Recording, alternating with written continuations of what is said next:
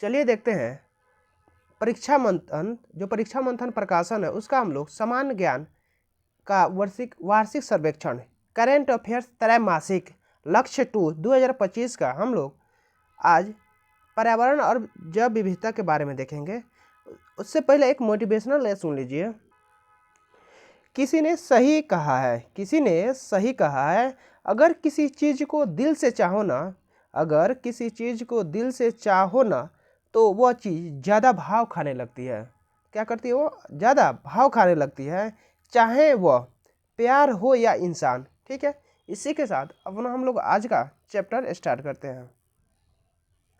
सबसे पहले पर्यावरण और जैव विविधता के हम लोग आज इसका इंडेक्स देख लेते हैं। ठीक है, उसके बाद आगे देखते हैं। पहला इंडेक्स है हमें मानव राष्ट्रीय उद्यान, भारत का 58वां और मध्य प्रदेश का 9वां बाघ अभ्यारण्य, पशु बचाव संरक्षण और पुनर्वास केंद्र। ठीक है,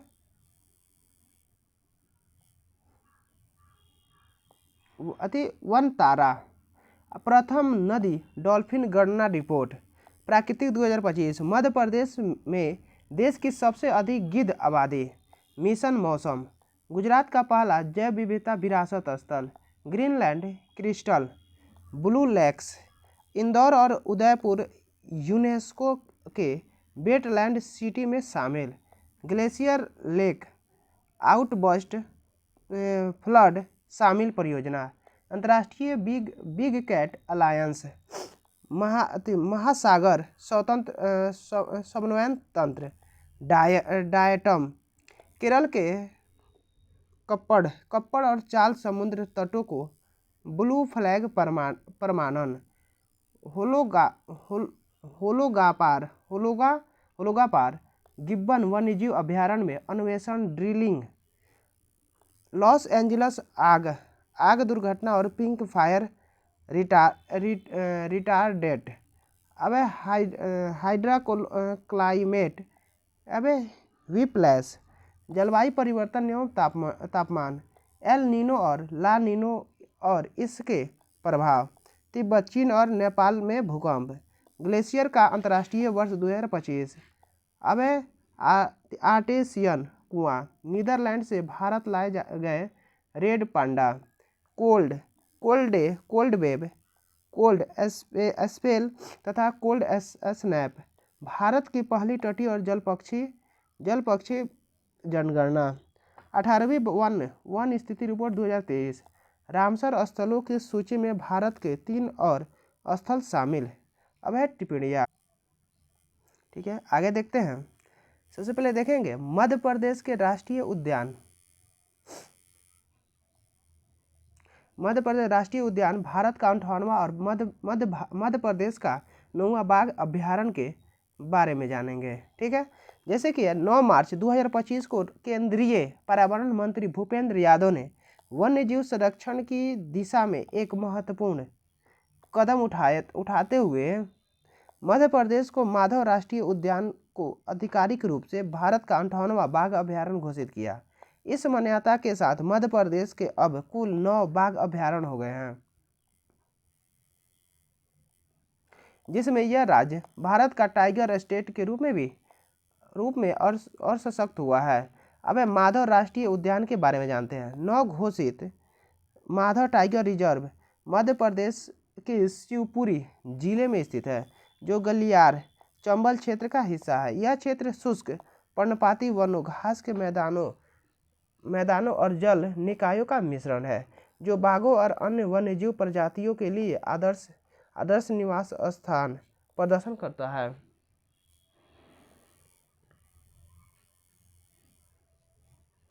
अब माधव टाइगर रिजर्व का कुल क्षेत्रफल 1751 वर्ग किलोमीटर है, जिसमें शामिल कोर एरिया 375 वर्ग किलोमीटर और बफर जोन 1276 वर्ग किलोमीटर है। वर्तमान में माधव टाइगर रिजर्व में कुल 5 बाघ, जिनमें 2 हाल ही में जन्मे शावक भी शामिल है। वर्ष 2023 में शुरू किए गए बाघ पुनर्वास परियोजना के तहत 3 बाघों, 2 मादा सहित यहाँ स्थानांतरित किया गया था। अब मध्य प्रदेश के अन्य टाइगर रिजर्व पहला है कान्हा कान्हा टाइगर रिजर्व, दूसरा है पेंच टाइगर रिजर्व, तीसरा है सतपुड़ा टाइगर रिजर्व, चौथा है बांधवगढ़ टाइगर रिजर्व, पांचवा है नौरादेही टाइगर रिजर्व है। अब देखते हैं छठा है पन्ना टाइगर रिजर्व, सातवां है संजय दुबरी टाइगर रिजर्व, आठवां है रातापनी पनी टाइगर रिजर्व। पशु बचाओ संरक्षण और पुनर्वास केंद्र वन तारा। 2 मार्च 2025 को प्रधानमंत्री नरेंद्र मोदी ने पशु बचाव संरक्षण और पुनर्वास केंद्र वन तारा का उद्घाटन किया, जो गुजरात के जामनगर में स्थित है। अब वन तारा नामक एक अनूठी वन्यजीव संरक्षण, बचाव और पुनर्वास पहल है, जो पारिस्थितिकी स्थिरता और वन्यजीव कल्याण को बढ़ावा देते हुए जानवरों के लिए एक सुरक्षित आश्रय प्रदान करती है। 3500 एकड़ में फैला यह अभ्यारण्य 1.5 लाख से अधिक बचाए गए लुप्तप्राय और संकटग्रस्त जानवरों का नया घर बन गया है। यहाँ जानवरों को न सिर्फ विशेष देखभाल मिलती है, बल्कि उन्हें प्राकृतिक वातावरण में रहने का अवसर मिलता है।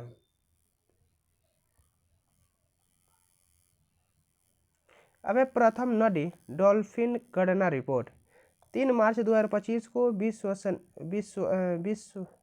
वन्य जीव दिवस के अवसर पर प्रधानमंत्री नरेंद्र मोदी ने नदी डॉल्फिन गणना रिपोर्ट जारी की है। अब मुख्य बिंदु, विदित हो कि यह राष्ट्रीय स्तर पर जारी की गई पहली नदी डॉल्फिन गणना रिपोर्ट है। यह रिपोर्ट 8 राज्यों की 28 नदियों में अध्ययन के आधार पर तैयार की गई है।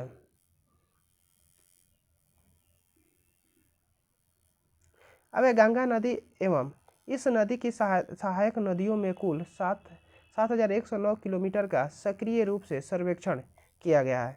सहायक नदियों में चंबल, यमुना, राप्ती, शारदा, घाघरा, महानदी, कोसी, गंडक, गेरुबा, रूपनारायण, तोरसा, कलजानी, चूर्णी और हल्दी शामिल की गई है।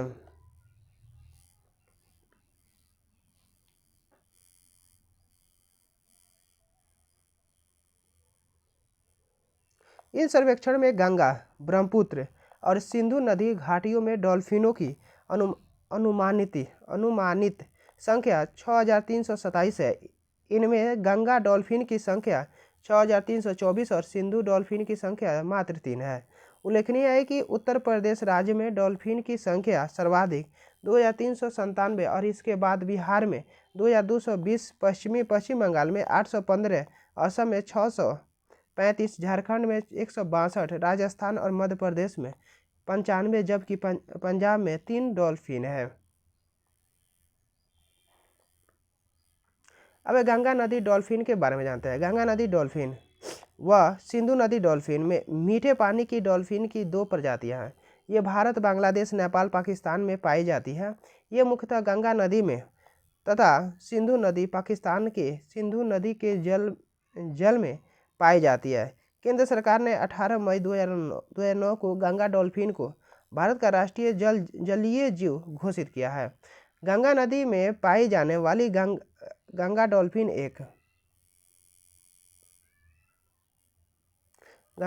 एक नेत्रहीन जलीय जीव है, जिसकी घ्राण शक्ति अत्यंत तीव्र होती है। अब प्रोजेक्ट डॉल्फिन के बारे में जानते हैं। प्रधानमंत्री नरेंद्र मोदी द्वारा 15 अगस्त 2020 को घोषणा की गई थी कि जिसका उद्देश्य डॉल्फिन और अन्य जलीय परिस्थितियों की प्राणियों का संरक्षण और सभी संबंधित पक्षों को एक मंच पर लाना है। अब प्रकृति के बारे में जानते हैं। प्रकृति 2025 फरवरी 2025 में कार्बन बाजार पर 2 दिवसीय अंतर्राष्ट्रीय सम्मेलन का आयोजन नई दिल्ली में संपन्न हुआ। इसे प्रकृति 2025 नाम दिया गया है। मुख्य बिंदु, यह कार्बन बाजार पर पहला अंतर्राष्ट्रीय सम्मेलन है जो वैश्विक कार्बन बाजार की वर्तमान प्रवृत्तियों, चुनौतियों एवं भविष्य की दिशाओं पर सार्थक चर्चा पर केंद्रित था। अप्राकृतिक अर्थ परिवर्तनकारी पहलों को एकीकृत करने के लिए लचीलापन, जागरूकता, ज्ञान एवं संसाधनों को बढ़ावा देना, यानी प्राकृति, ठीक है, प्राकृति 2025 का आयोजन ऊर्जा दक्षता ब्यूरो BEE विद्युत मंत्रालय द्वारा किया गया है। इसका उद्देश्य भारतीय कार्बन बाजार की कार्यप्रणाली और प्रक्रिया की गहन समझ प्रदान करना तथा वैश्विक कार्बन बाजार की गतिशीलता, अवसरों व चुनौतियों के बारे में जानकारी प्रदान करना है। यह सम्मेलन दुनिया भर के विशेषज्ञों, नीति निर्माताओं, उद्योग जगत के नेताओं, शोधकर्ताओं एवं व्यवसायिक को एक साथ लाता है। अब देखते हैं मध्य प्रदेश क्या है। मध्य प्रदेश में देश की सबसे अधिक गिद्ध आबादी 17 से 19 फरवरी 2025 में के बीच 2025 की गिद्ध गणना का पहला चरण मध्य प्रदेश बना विभाग द्वारा आयोजित किया गया, जिसमें मध्य प्रदेश में देश की सबसे अधिक गिद्ध आबादी दर्ज की गई है। वन राज्य विभाग के अनुसार राज्य में कुल 12,981 गिद्ध पाए गए, जो कि 2024 में दर्ज 10,845 गिद्धों की तुलना में अधिक है। राज्य वन विभाग द्वारा गिद्ध गणना का दूसरा चरण 29 अप्रैल 2025 को आयोजित किया जाएगा। मध्य प्रदेश में पहली बार 2016 में गिद्धों की जनगणना हुई थी। तब राज्य में 6,999 गिद्ध थे। इसके बाद 2018, 2019, 2021, 2024 और 2025 में भी गणना की गई है। अब है मिशन मौसम क्या है। मिशन मौसम के बारे में जानते हैं।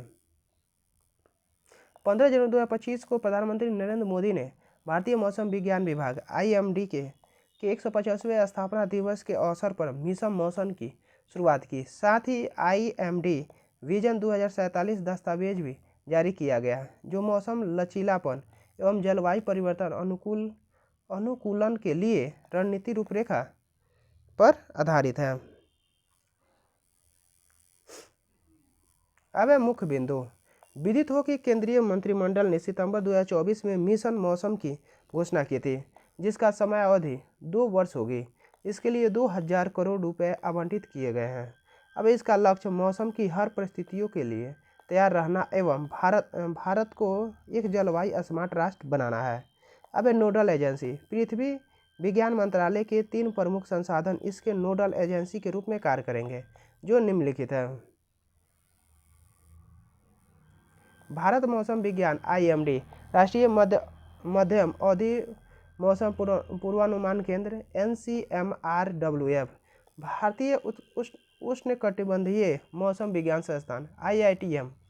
मिशन मौसम के मुख्य उद्देश्य अत्याधुनिक मौसम निगरानी प्रौद्योगिकी एवं प्रणालियों का विकास, पूर्वानुमान की सटीकता में सुधार, जलवायु परिवर्तन अनुकूल क्षेत्रीय सहयोग, उच्च प्रदर्शन वाले कंप्यूटर का कार्यान्वयन, मौसम और जलवायु प्रक्रिया की बेहतर समझ, वायु गुणवत्ता निगरानी का विकास।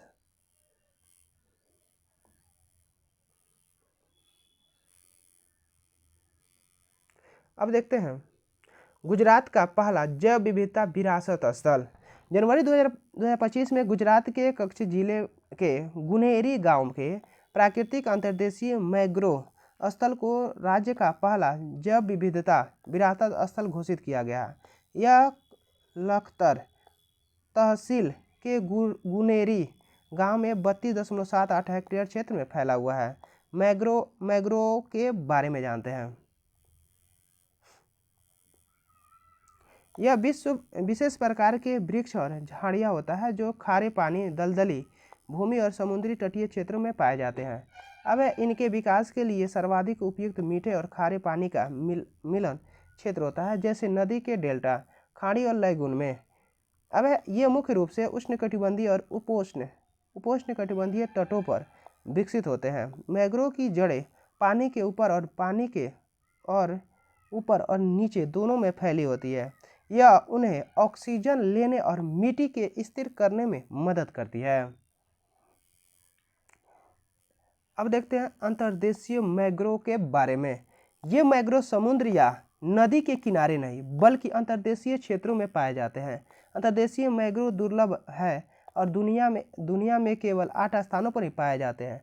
अब गुनेरी अंतर्देशीय मैंग्रोव स्थल भारत की अपनी तरह का अंतिम अवशेष है। गुनेरी मैंग्रोव स्थल अरब सागर से 45 किलोमीटर और कोरी क्रीक से 4 किलोमीटर दूर स्थित है। जैव विविधता विरासत स्थल BHS के बारे में जानते हैं। ये अद्वितीय, दुर्लभ और पारिस्थितिकी रूप से महत्वपूर्ण वनस्पतियों, जीवों और पारिस्थितिकी तंत्रों के संरक्षण के लिए अधिसूचित किए जाते हैं। ये स्थल भारत के जैव विविधता अधिनियम 2002 के तहत संरक्षित किए जाते हैं। इसका उद्देश्य वहाँ की जैव विविधता के संरक्षित और संवर्धित करना होता है। राज्य सरकार स्थानीय निकायों और जैव विविधता प्रबंधन समितियों से परामर्श के बाद किसी क्षेत्र को जैव विविधता विरासत स्थल के रूप में अधिसूचित कर सकती है। ग्रीनलैंड क्रिस्टल ब्लू लेक्स यानी एक अध्ययन के अनुसार चरम मौसमी घटनाओं के कारण ग्रीनलैंड में 7500 से अधिक क्रिस्टल नीली रंग की प्राचीन झीलों का रंग परिवर्तित होकर भूरा हो गया है। क्रिस्टल नीले रंग से तात्पर्य झीलों के साफ सुथरा होने से है। अब झीलों में रंग परिवर्तन के कारण तापमान में वृद्धि। ग्रीनलैंड में प्रायः पतझड़ के मौसम में बर्फबारी होती है, किंतु असामान्य गर्मी के कारण बर्फ पिघलने से लगातार वर्ष अब हुई है।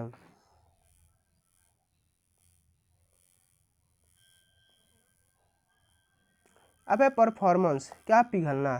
तापमान में वृद्धि के कारण परफॉर्मेंस के भी पिघलने से अत्यधिक मात्रा में कार्बन, लोहा, मैग्नीशियम एवं अन्य तत्वों का पर्यावरण में प्रसार हुआ है और बारिश के साथ ये सभी तत्व मिट्टी से बहकर झील में प्रवेश कर गए, जिससे उनका रंग भूरा हो गया है। अब वायुमंडलीय नदियों उनका तीव्र प्रवाह। शोधकर्ताओं के अनुसार गर्मी एवं वर्षा में वृद्धि का कारण कई वायुमंडलीय नदियाँ थी। वायुमंडलीय नदी जलवाष्प का एक लंबा एवं संकीर्ण स्तंभ है, जो स्थल पर आने पर तीव्र वर्षा या हिमपात का कारण बनती है। अब इंदौर और उदयपुर यूनेस्को के वेटलैंड सिटी में शामिल। हाल ही में यूनेस्को के रामसर सम्मेलन में इंदौर और उदयपुर को वेटलैंड सिटी के रूप में अंतर्राष्ट्रीय मान्यता और दर्जा प्रदान किया गया है। क्या होता है वेटलैंड सिटी के बारे में जानते हैं।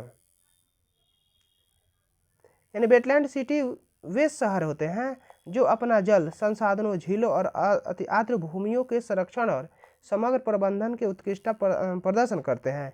ये शहर न केवल अपने नागरिकों बल्कि पूरी दुनिया के लिए एक उदाहरण बनते हैं कि कैसे शहरी विकास का पर्यावरण के साथ सामंजस्य स्थापित कर सके। अब यूनेस्को ने 2025 में रामसर कन्वेंशन की 12वीं कॉन्फ्रेंस ऑफ पार्टीज में वेटलैंड सिटी की मान्यता को कार्यक्रम की शुरुआत की थी। इसका उद्देश्य उन शहरों को सम्मान और स्वीकार्यता देने की है जो अपनी नम भूमि और प्राकृतिक जल स्रोतों के साथ जुड़े संवेदनशील पारिस्थितिकी तंत्र के संरक्षण के लिए गंभीर है और सकारात्मक प्रयास कर रहे हैं। अब ग्लेशियर लेक आउटबर्स्ट फ्लड शमन परियोजना। जनवरी 2025 में केंद्र सरकार ने राष्ट्रीय glacier lake outburst flood GLOF जोखिम शमन परियोजना NGRMP को मंजूरी प्रदान की है। 150 करोड़ रुपए के वित्तीय परिव्यय वाली इस परियोजना को 4 राज्यों अरुणाचल प्रदेश, हिमाचल प्रदेश, सिक्किम, उत्तराखंड में कार्यान्वित किया जाएगा। अब इसमें राष्ट्रीय आपदा न्यूनीकरण निधि NDMF के केंद्रीय हिस्सा 135 करोड़ रुपए का है, जबकि शेष योगदान राज्यों को अपना संसाधनों से पूरा करना है। अब गोल्फ शमन परियोजना के बारे में जानते हैं। NGRMP का उद्देश्य ग्लेशियर लेक आउटबर्स्ट से आने वाली बाढ़ से संबंधित जोखिम को कम करना है, विशेषकर उन क्षेत्रों में जो ऐसी प्राकृतिक आपदाओं के प्रति अति संवेदनशील है।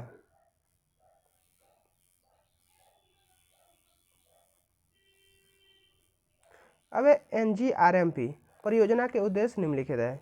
ग्लेशियर लेक आउटबर्स्ट फ्लड और इसी तरह की घटनाओं के कारण होने वाली जानमाल की हानि को रोकना तथा आर्थिक नुकसान एवं महत्वपूर्ण बुनियादी ढांचे को होने वाली क्षति को कम करना है।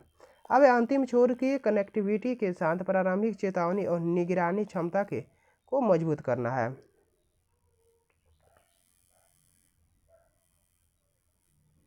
अब स्थानीय स्तर की संस्थाओं और समुदायों को मजबूत बनाने के माध्यम से स्थानीय स्तर पर ग्लेशियल लेक आउटबर्स्ट फ्लड जोखिम न्यूनीकरण और एवं शमन में वैज्ञानिक व तकनीकी क्षमताओं को मजबूत करना है। ग्लेशियर लेक आउटबर्स्ट फ्लड जोखिम को कम करने एवं शमन करने के लिए स्वदेशी ज्ञान व अत्याधुनिक वैज्ञानिक शमन उपायों का उपयोग करना है।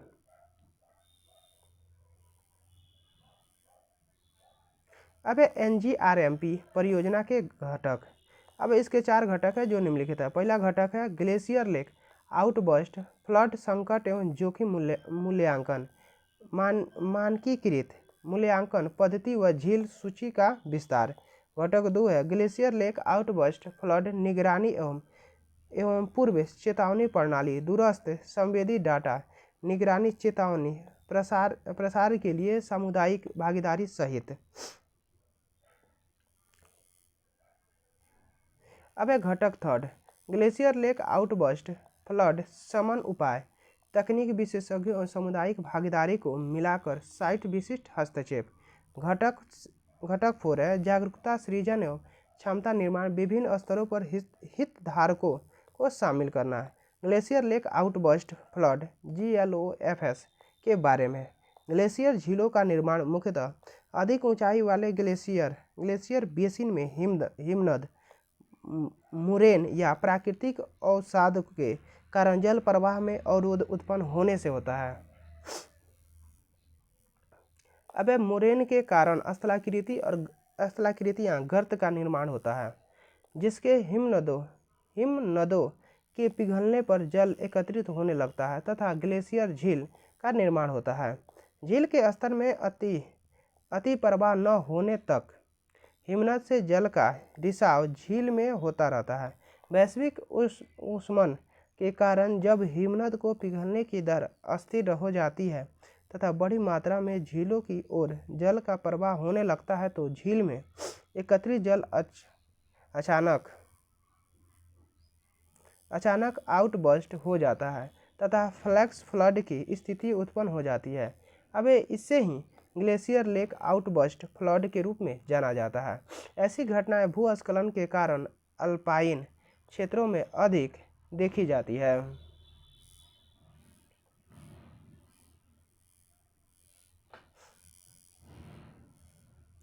अब विश्व भर में होने वाली इन विनाशकारी घटनाओं के लिए हिमनद या मुरेन बांधों में समस्या की प्रमुख कारण माना जाता है। वर्षा की तीव्रता, भूस्खलन, झीलें व अन्य जल निकायों की भौतिक स्थितियों के बारे में अपर्याप्त आंकड़ों के कारण इनके परिणाम प्रत्याशित रूप से विनाशकारी होते हैं। अंतर्राष्ट्रीय बिग कैट अलायंस के बारे में जानते हैं। जनवरी 2025 में अंतर्राष्ट्रीय big cat alliance IBCA framework आधिकारिक तौर पर लागू हो गया है। इसके बाद IBCA एक पूर्ण विकसित संधि आधारित अंतर सरकारी अंतर्राष्ट्रीय संगठन और अंतर्राष्ट्रीय कानूनी इकाई बन चुका है। अब इसके प्रथम हस्ताक्षरकर्ता देश भारत, लाइबेरिया, निकारागुआ, इस्वातिनी और सोमालिया है। अंतर्राष्ट्रीय बिग कैट अलायंस IBCA के बारे में जानते हैं। विदित हो कि IBCA को प्रधानमंत्री नरेंद्र मोदी ने 9 अप्रैल 2023 को प्रोजेक्ट टाइगर के 50 साल पूरे होने के उपलक्ष्य में शुरू किया था। इसका मुख्यालय नई दिल्ली, भारत में स्थित है। इसका उद्देश्य 7 बड़ी बिल्ली की प्रजातियों बाघ, शेर, तेंदुआ, हिम तेंदुआ, चीता, जगुआर और प्यूमा का संरक्षण एवं उनसे जुड़े खतरों और ज्ञान के आदान प्रदान को बढ़ाना है। अब इनमें से 5 बाघ, शेर, तेंदुआ, हिम तेंदुआ और चीता भारत में पाए जाते हैं। इस गठबंधन के ढांचे का लक्ष्य सतत विकास और आजीविका सुरक्षा के शुभंकर के रूप में बड़ी बिल्लियों के साथ संरक्षण एजेंडों को आगे बढ़ाने में पारस्परिक लाभ के लिए देश के बीच सहयोग करना है। उल्लेखनीय है कि अब तक भारत सहित 27 देशों द्वारा IBCA में शामिल होने पर सहमति बनी है। अब इसमें सभी संयुक्त राष्ट्र के देश व उक्त प्रजातियों को आश्रय देने वाले रेंज के देश और गैर रेंज वाले देश सदस्यों के लिए पात्र है जहां ये प्रजातियां नहीं पाई जाती है। अब नोडल संस्था राष्ट्रीय बाघ संरक्षण प्राधिकरण NTCA IBCA के प्रमुख उद्देश्य 7 बड़ी बिल्ली प्रजातियों से जुड़े अवैध वन्यजीव व्यापार को रोकना, इन 7 बड़ी बिल्लियों के प्राकृतिक आवासों के संरक्षण को बढ़ावा देना, संरक्षण एवं सुरक्षा प्रयासों के कार्यान्वयन को समर्थन देने के लिए वित्तीय एवं तकनीकी संसाधन जुटाना।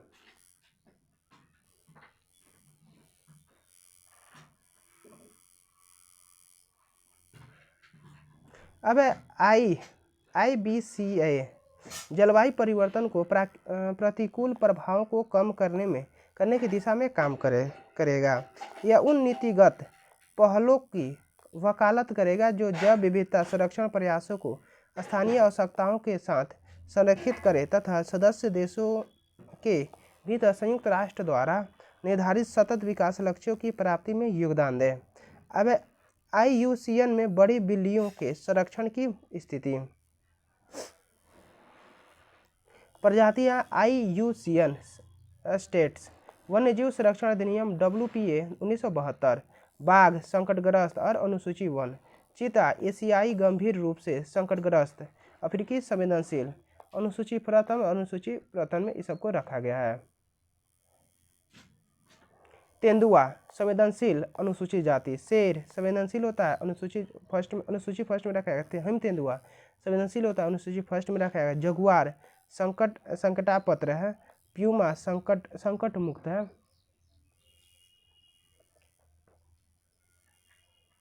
अब महासागर समन्वयन तंत्र के बारे में जानते हैं। हाल ही में यूनेस्को के अंतर सरकारी समुद्र विज्ञान आयोग ने समुद्री पर्यावरण की सुरक्षा के लिए महासागर समन्वयन तंत्र OCM की शुरुआत की है। महासागर समन्वयन तंत्र के बारे में जानते हैं। यह महासागर संरक्षण के लिए व्यापक समावेशी एवं टिकाऊ दृष्टिकोण सुनिश्चित करने के लिए एक सहयोगात्मक ढांचा है। यह प्रशांत द्वीप क्षेत्रीय महासागर नीति जैसी पहलों पर आधारित है। अब इसका फोकस क्षेत्र कैरेबियन और उत्तरी ब्राजील सेफ है।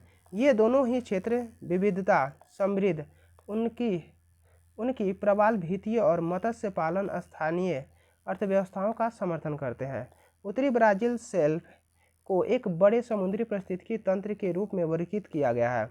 यह 500 से अधिक मत्स्य प्रजातियों का आवास है और तूफानों के खिलाफ एक प्राकृतिक अवरोध के रूप में कार्य करता है।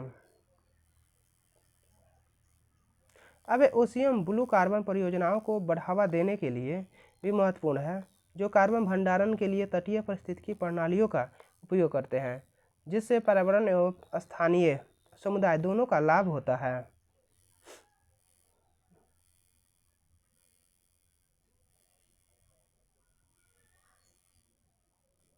अब महासागर समन्वयन तंत्र के प्रमुख उद्देश्य सतत समुद्री संसाधन प्रबंधन, मछली स्टॉक, प्रवाल भीतियाँ एवं तटीय आवासों की सुरक्षा के लिए नीतियाँ स्थापित करना, अंतर्राष्ट्रीय सहयोग को मजबूत करना, सरकारों, वैज्ञानिकों और स्थानीय समुदायों के बीच सहयोग को प्रोत्साहित करना है।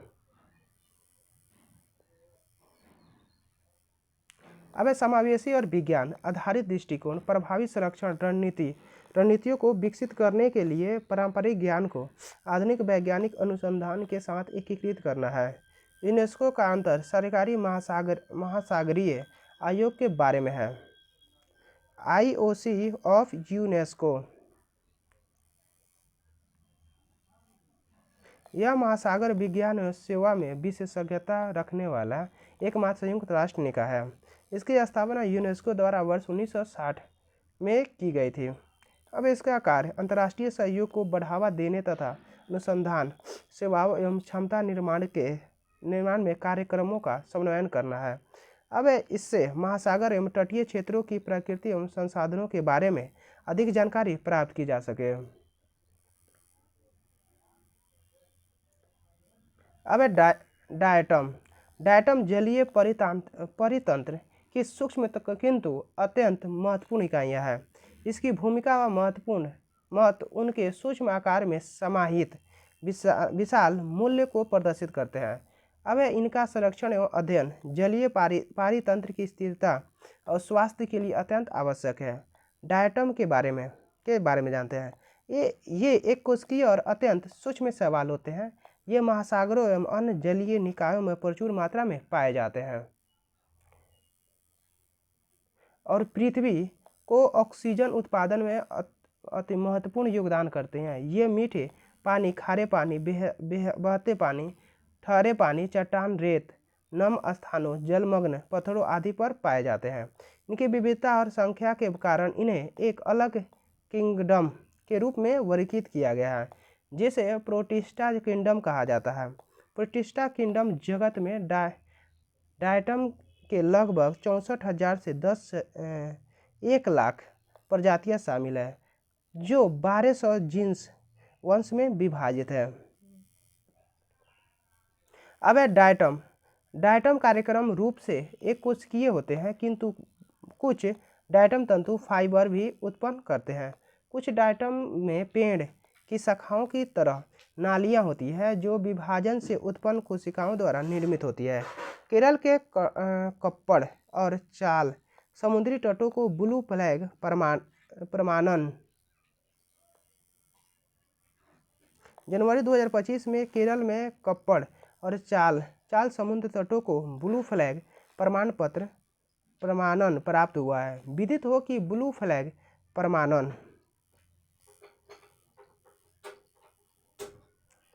पर्यावरण और सुरक्षा मानकों को पूरा करने पर दिया जाता है।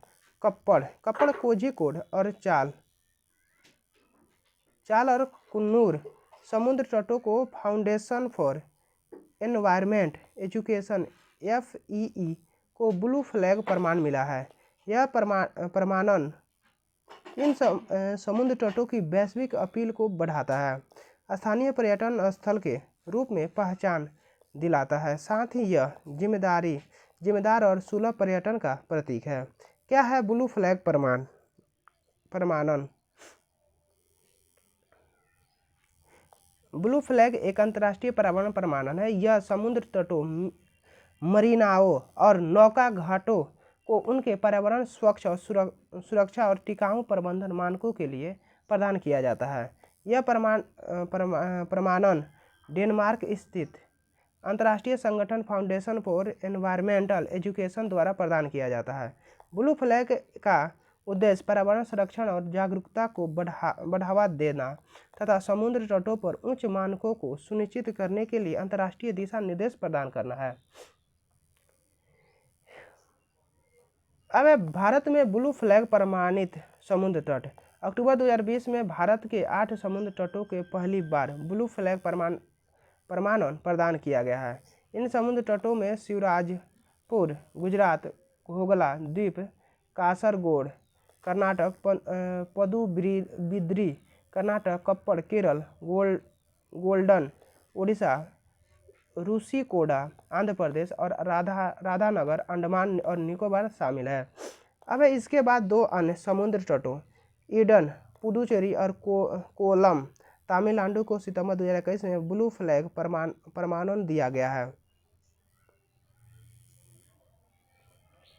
अब मिनिकॉय थुंडी और कदमत समुद्र तटों को नवंबर 2022 में ब्लू फ्लैग प्रमाण दिया गया है। अब कप्पड़ बीच और चाल बीच को ब्लू फ्लैग प्रमाण मिलने के बाद देश में ब्लू फ्लैग प्रमाणन प्राप्त करने वाले समुद्री तटों की कुल संख्या 14 हो गई है। अब होलोगापार गिब्बन वन्यजीव अभयारण्य में अन्वेषणात्मक ड्रिलिंग।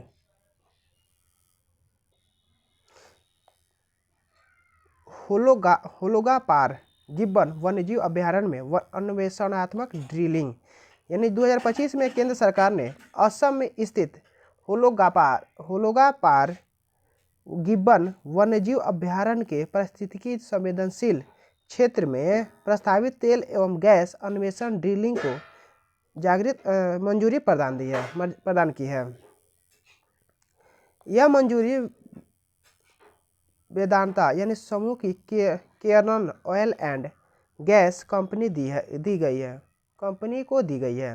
हालांकि पारिस्थितिकीय संवेदनशील कारणों से वाणिज्यिक ड्रिलिंग की अनुमति नहीं दी गई है।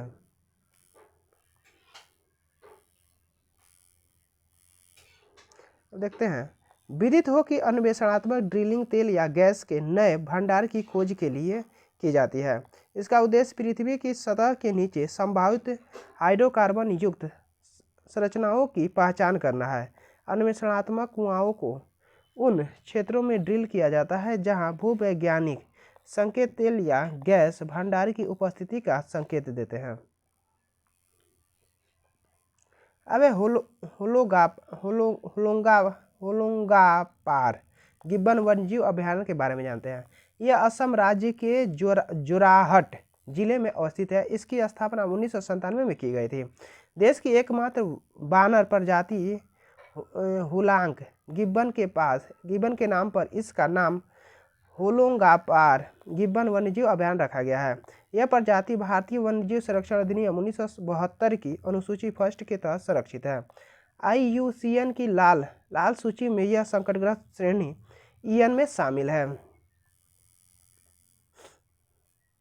अब लॉस एंजल्स आग दुर्घटना को पिंक फायर रिटायर डेट।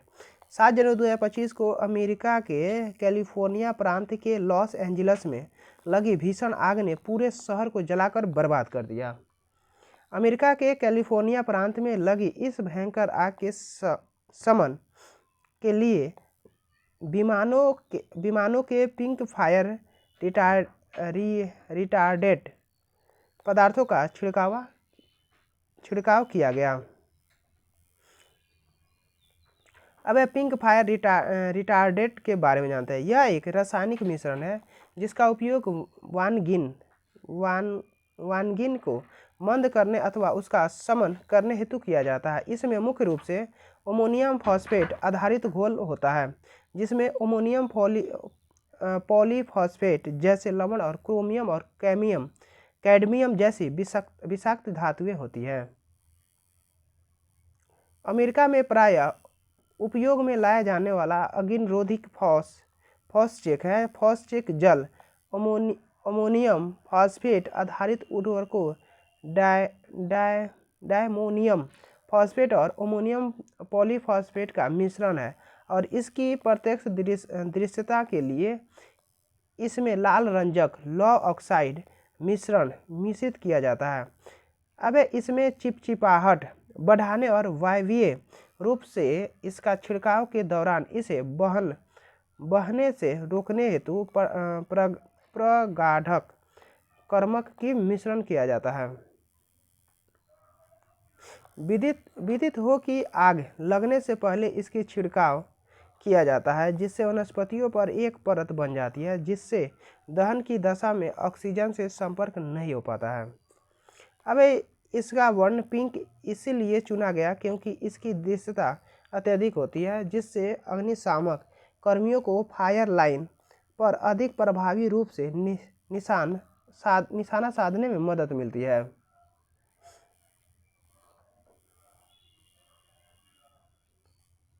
अब उल्लेखनीय है कि क्रोमियम और कैडमियम जैसी विषाक्त धातुओं से कैंसर और अंग क्षति होती है तथा जलमार्गों की दूषित करने पर जलीय जीवन के लिए गंभीर खतरा उत्पन्न होती है।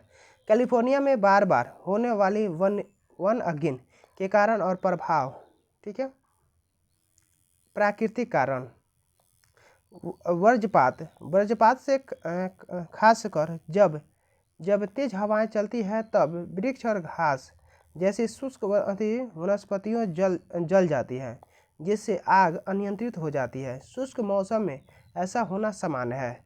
जलवायु परिवर्तन। कैलिफोर्निया में पिछली 2 सर्दियों वर्ष 2022 और वर्ष 2023 में अत्यधिक वर्षा हुई, जिससे वनस्पति वृद्धि में बढ़ावा मिला। वर्ष 2024 से 25 की असामान्य रूप से शुष्क सर्दियों के कारण लॉस एंजल्स की वनस्पतियाँ सूख गई, जिसने इसे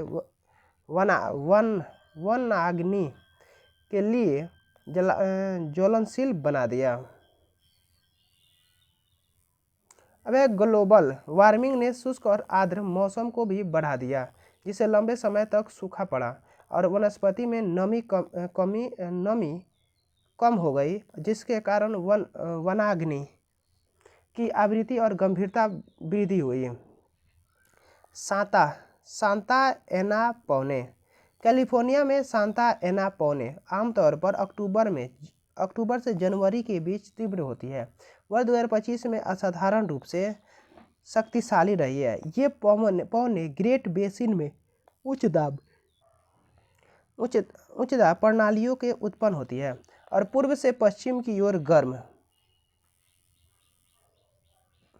शुष्क वायु प्रवाहित करते हुए प्रशांत तट की ओर बहती है। जैसे ही पौने सियरा नेवादा और सांता एना पर्वत से नीचे उतरती है और घाटियों से गुजरती है, तो वह संपीड़ित हो जाती है, जिससे इसका तापमान बढ़ जाता है और आर्द्रता कम हो जाती है। दक्षिण कैलिफोर्निया में ये पौने शुष्क वनस्पतियों, विद्युत लाइनों और इमारतों में तेजी से फैलकर वनाग्नि को और बढ़ा देती है।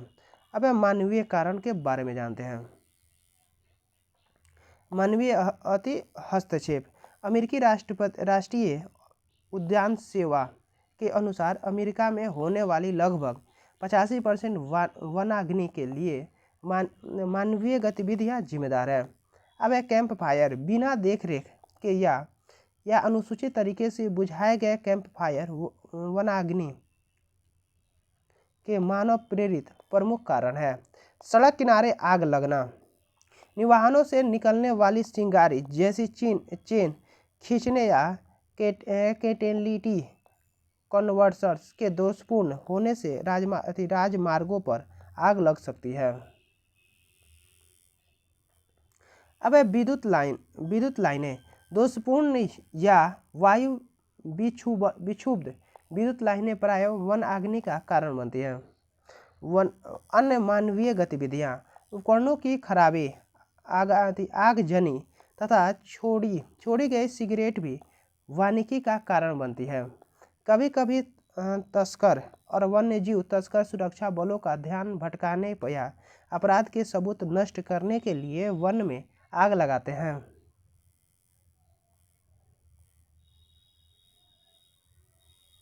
अब वनाग्नि के प्रभाव। अब जीवन और संपत्ति के विनाश से आर्थिक हानि।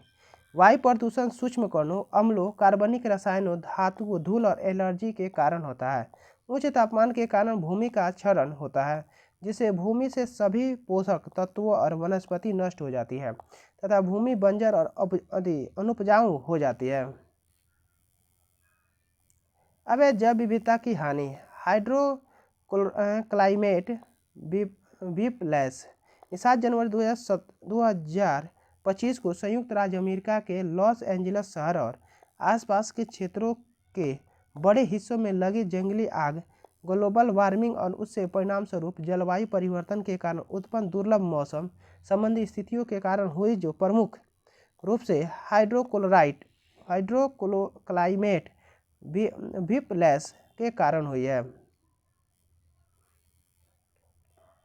अब उल्लेखनीय है कि 13 जनवरी 2025 तक आग के कारण 24 लोगों की मौत हो चुकी थी तथा 155 वर्ग किलोमीटर क्षेत्र में 12,000 इमारतें जलकर राख हो चुकी थी तथा आने वाले दिनों में तेज हवाओं के कारण यह आग और भी तीव्र हो गई थी।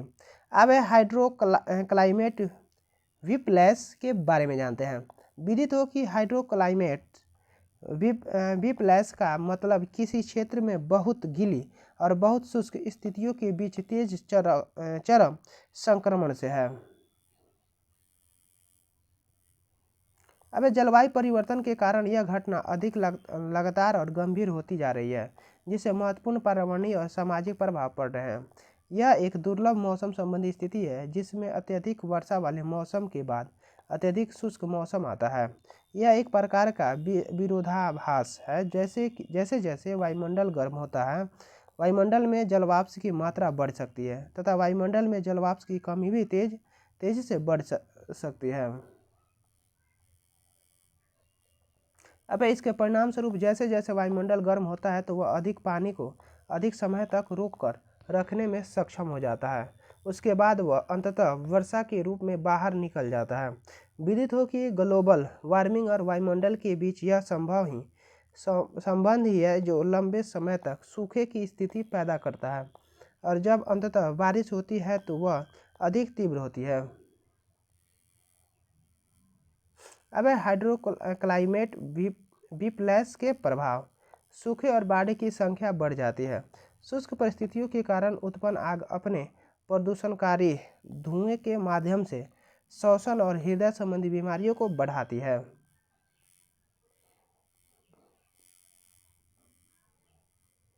अब मानव स्वास्थ्य।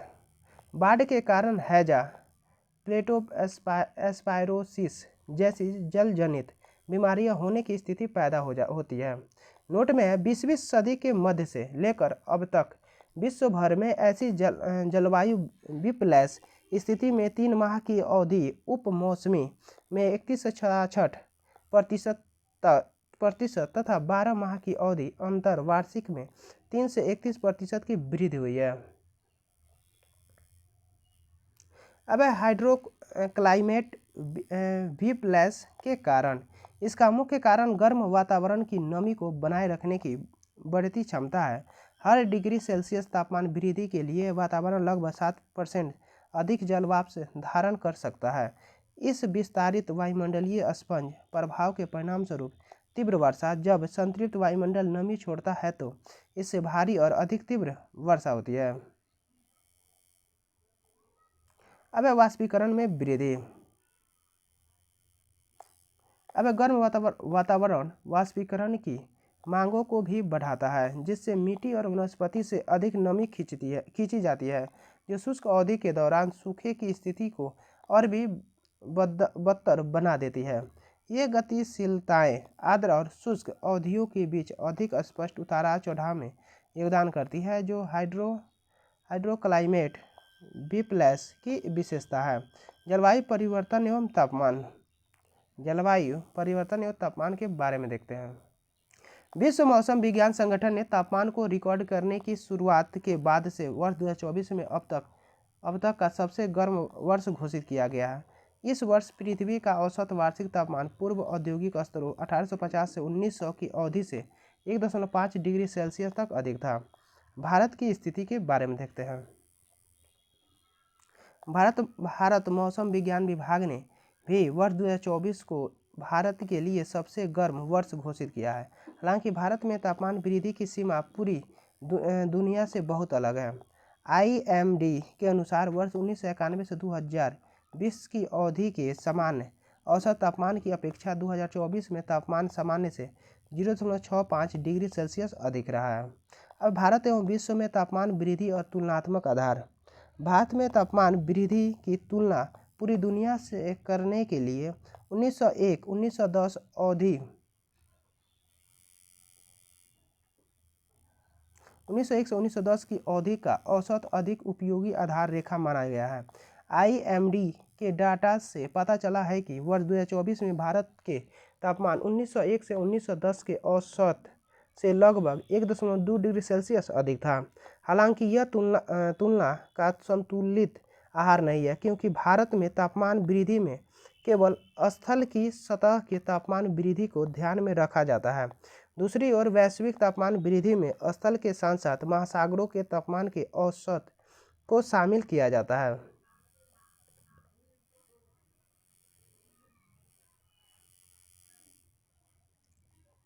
अब स्थलीय सतह महासागरों की तुलना में काफ़ी अधिक गर्म हो गई है, क्योंकि वाष्पीकरण की प्रक्रिया के माध्यम से महासागरों में स्वयं को ठंडा करने की अधिक क्षमता होती है। गर्म पानी वाष्पीकृत हो जाती है, जिससे समुद्र का बाकी हिस्सा अपेक्षाकृत ठंडा रह जाता है।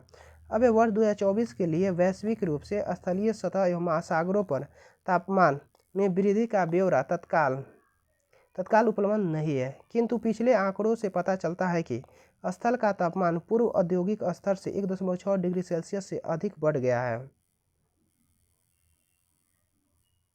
जबकि महासागरों में लगभग 0.9 डिग्री सेल्सियस की वृद्धि हुई है। एल नीनो और लाल नीनो और इसके प्रभाव। दीर्घकाल से हो रही लाल नीना प्रतीक्षा अब समाप्त हो चुकी है, जबकि प्रशांत महासागर में शीतलता अभी भी कम है। हालांकि इससे अधिक जलवायु समस्या उत्पन्न होने की संभावना नहीं है। इसका विलंब से आगमन संभव इसलिए हुआ क्योंकि विश्व के महासागर पिछले कुछ वर्षों की तुलना में अत्यधिक उष्ण हो गए हैं। विदित हो कि दिसंबर में उष्णकटिबंधीय प्रशांत क्षेत्र में ला नीना की स्थिति उत्पन्न होती है। एल नीनो उष्णकटिबंधीय प्रशांत के भूमध्यीय क्षेत्र के समुद्र के तापमान और वायुमंडलीय परिस्थितियों में आए बदलाव के लिए उत्तरदायी समुद्री घटना को एल नीनो कहा जाता है। यह दक्षिण अमेरिका के पश्चिमी तट पर स्थित इक्वाडोर, चिली और पेरू देशों के समुद्री तटीय जल के कुछ सालों के अंतराल पर घटित होती है। इसके परिणाम स्वरूप समुद्र के सतही जल का तापमान सामान्य से अधिक हो जाता है। इसका विस्तार 3 डिग्री दक्षिण से 18 डिग्री दक्षिण अक्षांश तक हो रहता है। एल नीनो स्पेनी भाषा का शब्द है, जिसका शाब्दिक अर्थ छोटा बच्चा। इसे यह नाम पेरू के मछुआरों द्वारा बाल ईसा के नाम पर दिया गया है, क्योंकि इसका प्रभाव सामान्यतः क्रिसमस के आसपास अनुभव किया जाता है। अब एल नीनो के प्रभाव। एल नीनो गर्म जलधारा है, जिसके आगमन पर सागरीय जल का तापमान सामान्यतः 3 से 4 डिग्री सेल्सियस बढ़ जाता है। पेरू के तट के पास जल ठंडा होता है एवं पोषक तत्वों से समृद्ध होता है, जो प्राथमिक उत्पादों, विविध समुद्री पारिस्थितिकी तंत्रों में प्रमुख मछलियों को जीवन प्रदान करता है। एल नीनो के दौरान व्यापारिक पवनें मध्य एवं पश्चिमी प्रशांत महासागर में शांत होती है। इससे गर्म जल को सतह पर जमा होने में मदद मिलती है, जिसके कारण ठंडे जल को जमाव के कारण पैदा हुए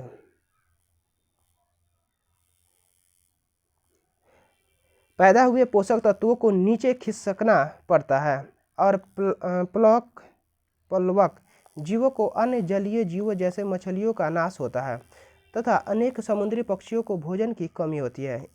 इसे एल नीनो प्रभाव कहा जाता है, जो विश्वव्यापी मौसमी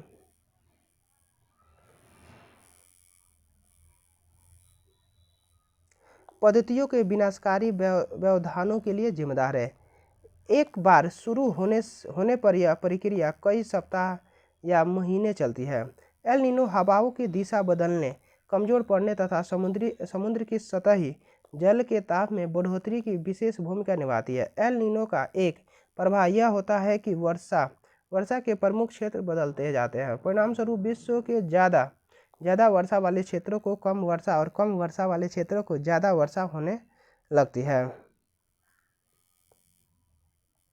अब कभी कभी इसके विपरीत भी होता है। यह घटना दक्षिण अमेरिका में तो भारी वर्षा करवाती है, लेकिन ऑस्ट्रेलिया और इंडोनेशिया में सूखे की स्थिति को उत्पन्न कर देती है। यह पेरू की ठंडी जलधारा को विस्थापित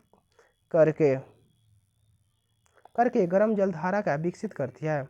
एल नीनो का भारतीय मानसून दक्षिण पश्चिम मानसून पर भी प्रभाव पड़ता है।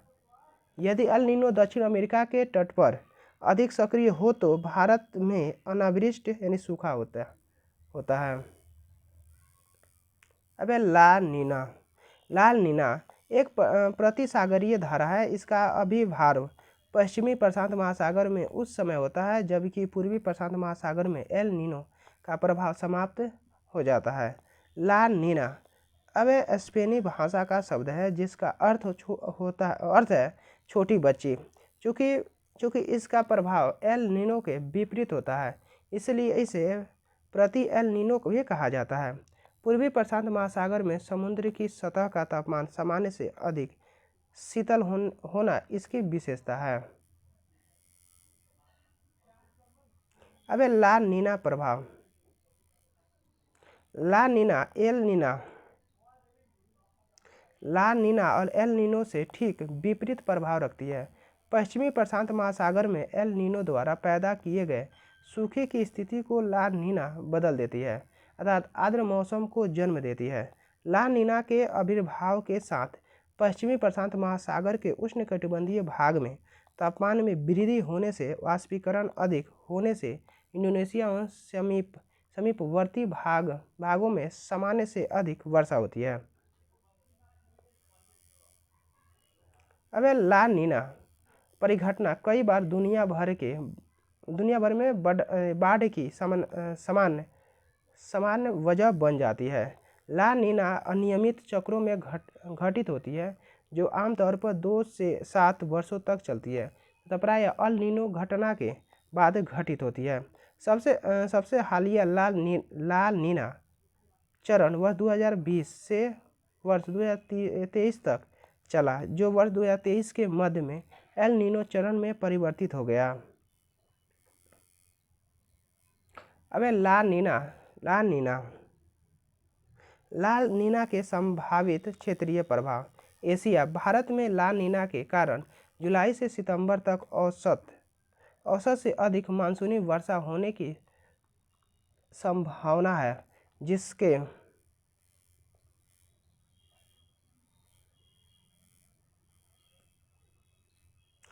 परिणाम स्वरूप सिंधु गंगा के मैदान में दालों के उत्पादन में कमी हो सकती है, लेकिन चावल में उत्पादन में वृद्धि देखी जा सकती है। इंडोनेशिया, मलेशिया, फिलीपींस सहित दक्षिण पूर्वी एशिया में ला नीना के कारण औसत से अधिक वर्षा होती है, जिससे बाढ़ आती है, लेकिन चावल और पाम ऑयल के उत्पादन में वृद्धि होती है। दक्षिण अमेरिका। दक्षिणी ब्राज़ील, उरुग्वे, उत्तरी अर्जेंटीना और दक्षिण बोलिविया में ला नीना के कारण औसत से कम वर्षा होती है, जिससे सूखा पड़ता है और सोयाबीन और मक्का की फसल प्रभावित होती है। अब इससे विपरीत उत्तरी ब्राज़ील, कोलंबिया, वेनेजुएला तथा इक्वाडोर और पेरू के कुछ हिस्सों में अधिक वर्षा होती है, जिससे बाढ़ आने की संभावना रहती है।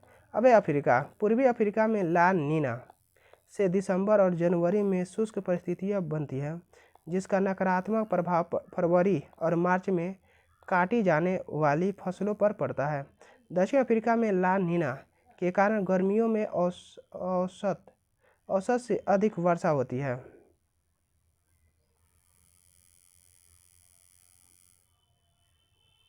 जिससे मक्का, ज्वार, गेहूं और सोयाबीन की अधिक पैदावार के साथ कृषि को लाभ होता है। अब ओशिनिया। ऑस्ट्रेलिया के उत्तरी और पूर्वी क्षेत्रों में औसत से अधिक वर्षा होती है, जिसके कारण अक्सर तीव्र बाढ़ आती है। उत्तरी अमेरिका में ला नीना के कारण दक्षिण में शुष्क स्थिति तथा उत्तर में आर्द्र तूफानी मौसम की स्थिति बनती है, जिसमें अलास्का और कनाडा ये शामिल है। अब तिब्बत, चीन और नेपाल में भूकंप। 7 जनवरी 2025 को चीन के तिब्बत क्षेत्र और नेपाल के कुछ हिस्सों में 7.1 तीव्रता का भूकंप आया, जिससे व्यापक तबाही हुई। भूकंप का केंद्र माउंट एवरेस्ट क्षेत्र के पास लहासा टेरेन के अंदर टिगरी काउंटी में था। यह घटना किक्सियांग को भ्रंश, जो खोया गया नवीन विवर्तनिकी भ्रंश है, की पहचान करने वाले शोध के निष्कर्षों के अनुरूप है, जिससे क्षेत्र में भूकंपीय गतिविधियां प्रेरित होती है। अब लहासा टेरेन में भूकंप के कारण विवर्तनीय प्लेट गतिविधि। यह भूकंप भारतीय और यूरेशियन प्लेटों के बीच चल रहे टकराव, जो लगभग 50 मिलियन वर्ष पहले शुरू हुआ था, उसका परिणाम है। भारतीय प्लेट द्वारा प्रति वर्ष लगभग 60 मिलीमीटर की दर से यूरेशियन प्लेट पर दबाव पड़ रहा है, जिसके कारण तनाव बढ़ने से अंततः भूकंप प्रेरित होता है। वर्ष 1950 में अब तक का ल्हासा भूभाग में 6 या उससे अधिक तीव्रता के 21 से अधिक भूकंप दर्ज किए गए हैं। अब इनमें से सबसे शक्तिशाली भूकंप 2017 में चीन के तिब्बत स्वायत्त क्षेत्र में मेनलिंग, जिसकी तीव्रता 6.9 थी, उसमें दर्ज किया गया था।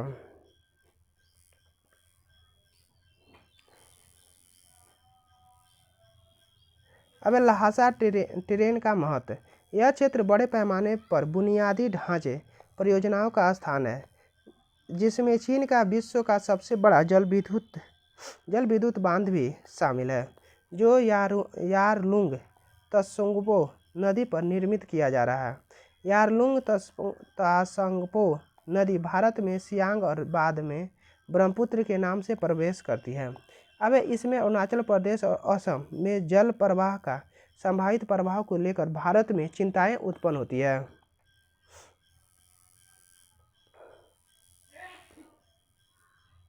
उल्लेखनीय है कि वर्ष 2004 में तिब्बत में भूस्खलन के कारण एक हिमनद झील निर्मित हो गई थी, जिससे सतलज नदी लगभग बाढ़ की चपेट में आ गई थी, जिसके कारण भारत में इस स्थिति पर बारीकी से नज़र रखनी पड़ रही है। वह तिब्बत पठार में महत्वपूर्ण जल संसाधन है। इसके ग्लेशियरों में नदी और झीलों के कारण इसे तीसरा ध्रुव कहा जाता है।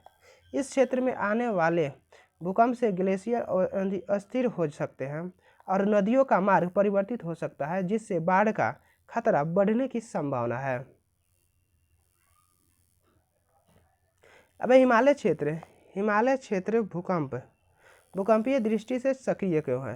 हिमालय भारतीय और यूरेशिया विवर्तन को प्लेट में बीच टकराव का परिणाम है, जो अभी भी 40 से 50 मिलीमीटर वार्षिक दर से अभिसरित हो रही है, जिससे निरंतर विवर्तन दाब उत्पन्न हो रहे हैं और भूकंप सक्रिय हो रहे हैं।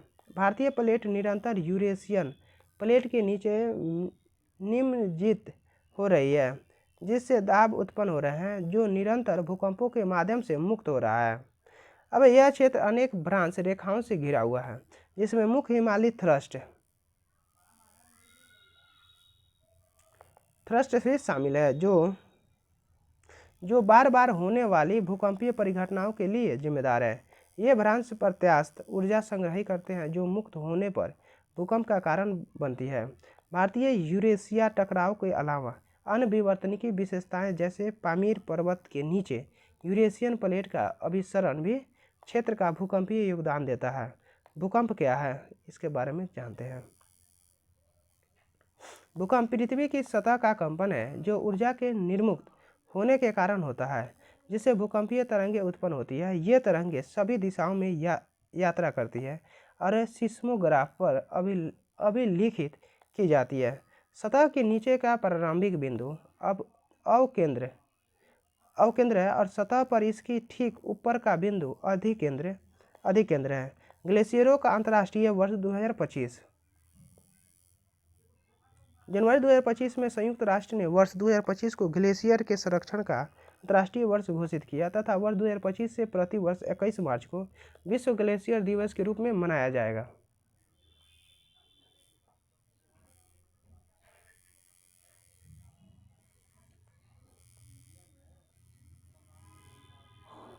अब ग्लेशियर क्या है? सदियों से जमी बर्फ से धीरे धीरे विशाल बर्फ के पिंडों का निर्माण होता है, जिन्हें ग्लेशियर के रूप में जाना जाता है। विश्व के अधिकांश ग्लेशियर विशाल बर्फ की चादरों के रूप में पाए जाते हैं, जो हिमयुग लगभग 10,000 वर्ष पूर्व के दौरान पृथ्वी में पाई जाती है। पृथ्वी के इतिहास में कई ऐसे अंतर्हित युग काल रहे हैं, जो ग्लेशियर पिघले तथा हिमयुग, जिन्हें हिमयुग भी कहा जाता है, उसका निर्माण हुआ है। पृथ्वी पर अधिकांश ग्लेशियर ध्रुवीय क्षेत्रों जैसे ग्रीनलैंड, कनाडा, आर्कटिक और अंटार्कटिक में पाए जाते हैं, क्योंकि उच्च अक्षांशों पर सौर विकिरण कम होता है। पृथ्वी का लगभग 2% जल ग्लेशियर में संग्रहित होता है। नोट है, ग्लेशियर का पिघलना बढ़ते ग्रीन हाउस गैस उत्सर्जन के विशेष रूप से ध्रुवों पर तापमान बढ़ा दिया है, जिसके कारण ग्लेशियर पिघल रहा है, जिससे समुद्र में जल स्तर में वृद्धि हो रही है।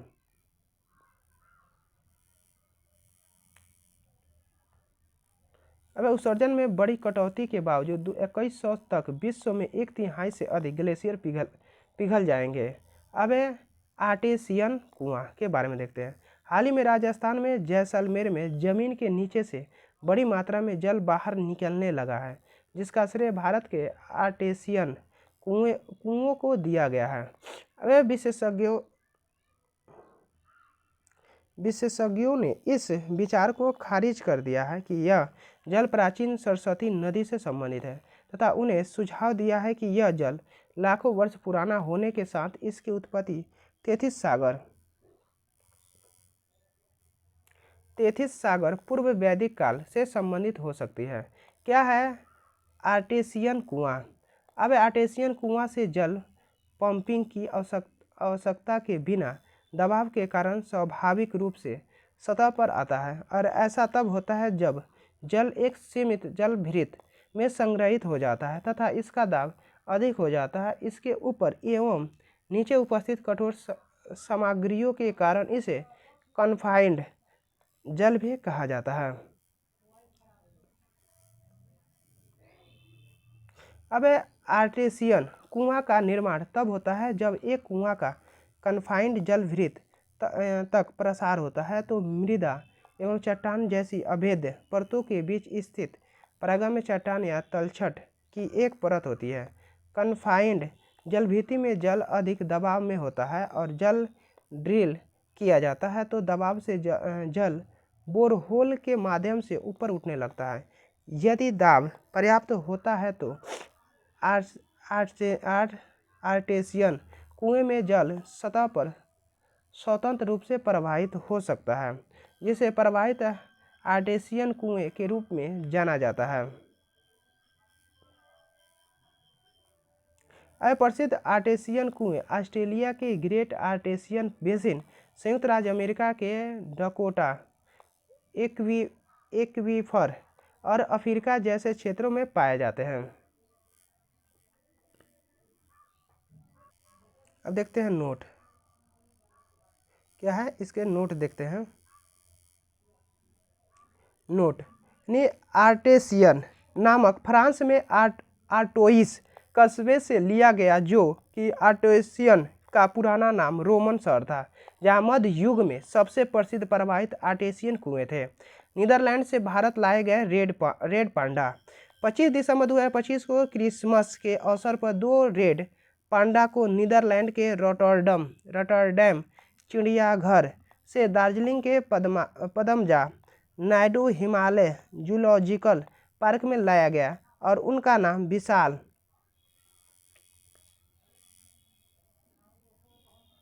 विशाल और कोसी रखा गया।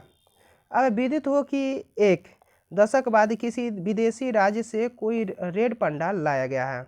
वर्ष 1958 में स्थापित Padmaja Naidu Himalayan zoological park red panda के लिए देश के सबसे सफल संरक्षित प्रजनन कार्यक्रम की मेजबानी करता है। यहाँ नियोजित संरक्षण प्रजनन कार्य वर्ष 1986 में ग्लोबल कैपिटल वेड मास्टर प्लान के एक भाग के रूप में शुरू हुआ था। कार्यक्रम की शुरुआत में Padmaja Naidu Himalayan zoological park में जंगली मूल के 1 नर और 3 मादा रेड पांडा थे। रेड पांडा के बारे में जानते हैं। रेड पांडा को लेसर पांडा के नाम से भी जाना जाता है। यह पूर्वी हिमालय दक्षिण पश्चिम चीन का एक छोटा सा स्तनपायी प्राणी है। इसका वैज्ञानिक नाम एरुलस फुलगेंस है। भारत में यह सिक्किम, अरुणाचल प्रदेश, पश्चिम बंगाल के दार्जिलिंग और कालिम्पोंग जिलों में पाया जाता है। लाल पांडा सिक्किम का राज्य पशु है। अब एक कोल्ड वेव, कोल्ड स्पेल तथा कोल्ड स्नैप। जनवरी 2025 में उत्तर भारत में कई क्षेत्रों में भीषण ठंड का प्रकोप जारी है। ऐसे में इस अत्यधिक ठंड की स्थिति को दर्शाने के लिए अलग अलग शब्दों का प्रयोग किया जा रहा है। अब एक कोल्ड डे तब मनाया जाता है जब लगातार 2 दिनों तक किसी स्थान का न्यूनतम तापमान 10 डिग्री सेंटीग्रेड से कम हो जाता है, जबकि अधिकतम तापमान या दिन का तापमान सामान्य से 4.5 से या 6.4 डिग्री सेंटीग्रेड कम हो जाता है। गंभीर कोल्ड डे तब होता है जब 10 डिग्री सेंटीग्रेड से कम न्यूनतम तापमान के साथ साथ किसी क्षेत्र का अधिकतम तापमान सामान्य से 6.5 डिग्री सेंटीग्रेड से अधिक नीचे चला जाता है। अब है कोल्ड वेव। कोल्ड वेव शीतल लहर की स्थिति तब उत्पन्न होती है जब किसी स्थान का न्यूनतम तापमान या रात्रि का तापमान सामान्य से कम 4.4 डिग्री सेंटीग्रेड कम हो जाता है या 4 डिग्री सेंटीग्रेड से नीचे चला जाता है। अब है कोल्ड स्पेल। कोल्ड स्पेल ठंड के मौसम की अवधि को संदर्भित करता है। इस शब्द का प्रयोग ज़्यादातर समान तरीके से किया जाता है। कोल्ड स्नैप तापमान में अचानक आई गिरावट को संदर्भित करता है। जो कोल्ड स्पेल का अर्थ है कि समय की अवधि और कोल्ड वेव या लहर धीरे धीरे आती है और इसकी समाप्ति तक बढ़ती है, उसके विपरीत है। अब भारत की पहली तटीय और जल पक्षी जनगणना 3 से 5 जनवरी 2025 के बीच गुजरात के जामनगर जिले में भारत की पहली तटीय और जल पक्षियों का जनगणना आयोजित की गई थी। इस महत्वपूर्ण आयोजन का उद्देश्य राज्य के तटीय क्षेत्रों में पक्षी जनसंख्या और उनके आवासों के बारे में समझ बढ़ाना था। अब है मुख्य बिंदु के बारे में जानते हैं। यह जनगणना जामनगर के समुद्री राष्ट्रीय उद्यान और अभ्यारण्य में की गई थी, जो भारत का पहला समुद्री राष्ट्रीय उद्यान है। यह पार्क लगभग 170 किलोमीटर की तटीय सीमा में फैला है, जो ओखा के नवलखी तक है और इसमें 42 द्वीप शामिल हैं। यह क्षेत्र समृद्ध समुद्री जैव विविधता और मैंग्रोव पारिस्थितिकी तंत्र के लिए प्रसिद्ध है। 3 दिवसीय कार्यक्रम में 100 से अधिक पक्षी पर्यवेक्षकों ने भाग लिया है, जिसमें भारत भर से विशेषज्ञ और शोधकर्ता शामिल थे। इस दौरान विशेष व्याख्यान, पक्षी गिनने के सत्र और ज्ञान साझा करने की घटनाएं आयोजित की गई। जनगणना में 25 से 30 आर्द्रभूमि क्षेत्रों का कवर किया गया, जैसे नरारा, खिजड़िया, मुलवेल, पोसित्रा और चराकला, जिनमें संरक्षित और असंरक्षित क्षेत्र शामिल थे। अब मरीन नेशनल पार्क मध्य एशियाई फ्लाईवे के किनारे स्थित है, जो आर्कटिक से लेकर हिंद महासागर तक फैले पक्षियों के लिए एक महत्वपूर्ण प्रवासी मार्ग है।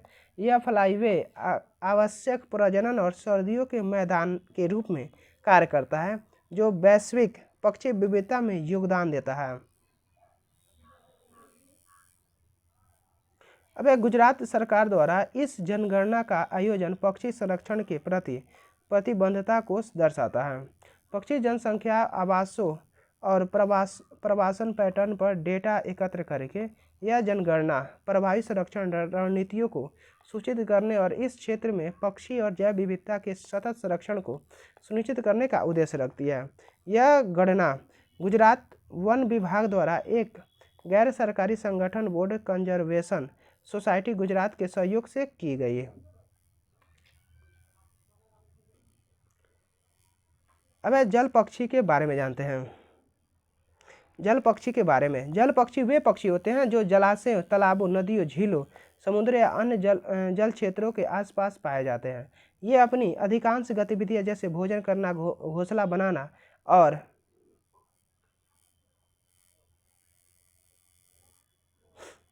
रहना जल के पास ही करते हैं, जैसे क्रेन, सारस, सुबील, आइबिस, बगुला और फ्लेमिंगो। समुद्री राष्ट्रीय उद्यान और समुद्री अभयारण्य, यह जामनगर जिले के उत्तरी तट और कच्छ के दक्षिणी तट पर स्थित 42 उष्णकटिबंधीय द्वीपों का एक द्वीप समूह है। यह भारत का पहला समुद्री वन्यजीव अभयारण्य और पहला समुद्री राष्ट्रीय उद्यान है, जो क्रमशः 1980 और 1982 में कच्छ की खाड़ी में बनाया गया था। अब 18वीं भारत वन स्थिति रिपोर्ट 2023 दिसंबर 2024 में केंद्रीय पर्यावरण, वन एवं जलवायु परिवर्तन मंत्री भूपेंद्र यादव ने वन अनुसंधान संस्थान देहरादून में 18वीं भारत वन स्थिति रिपोर्ट 2023 का विमोचन किया गया, जिसके अनुसार भारत का कुल वन और वृक्ष अनावरण 8,27,357 वर्ग किलोमीटर है, जो देश के भौगोलिक क्षेत्र का 25.17% है। अब हम मुख्य बिंदु के बारे में जानेंगे। विदित हो कि वर्ष 1987 में से भारतीय वन सर्वेक्षण द्वारा द्विवार्षिक आधार पर भारत वन स्थिति रिपोर्ट को प्रकाशित किया जा रहा है। भारत वन स्थिति रिपोर्ट 2023 इस श्रृंखला की 18वीं रिपोर्ट है। इस रिपोर्ट में वन आवरण, वृक्ष आवरण, कक्ष वनस्पति आवरण, भारत के वनों के कार्बन स्टॉक, वनाग्नि की घटनाएं, कृषि, वानिकी आदि के शामिल किया जाता है। अब वर्तमान आकलन के अनुसार वनावरण का क्षेत्रफल लगभग 7,15,343 वर्ग किलोमीटर है, जो कि 21.76% है। वृक्ष आवरण का क्षेत्रफल 1,12,014 वर्ग किलोमीटर है, जो 3.41% है। वर्ष 2021 की तुलना में देश के कुल वन और वृक्ष आवरण में 1445 वर्ग किलोमीटर की वृद्धि हुई है। अब इसमें वन आवरण में 156 वर्ग किलोमीटर की और वृक्ष आवरण में 1289 वर्ग किलोमीटर की वृद्धि शामिल हुई है। वन वृक्ष आवरण में अधिकतम वृद्धि दर्शाने वाले शीर्ष 4 राज्य: छत्तीसगढ़ 684 वर्ग किलोमीटर, उत्तर प्रदेश 559 वर्ग किलोमीटर, उड़ीसा 559 वर्ग किलोमीटर, राजस्थान 394 वर्ग किलोमीटर। वनावरण में अधिकतम वृद्धि दर्शाने वाले शीर्ष 3 राज्य: मिजोरम 242 वर्ग किलोमीटर, गुजरात 180 वर्ग किलोमीटर, उड़ीसा 152 वर्ग किलोमीटर है।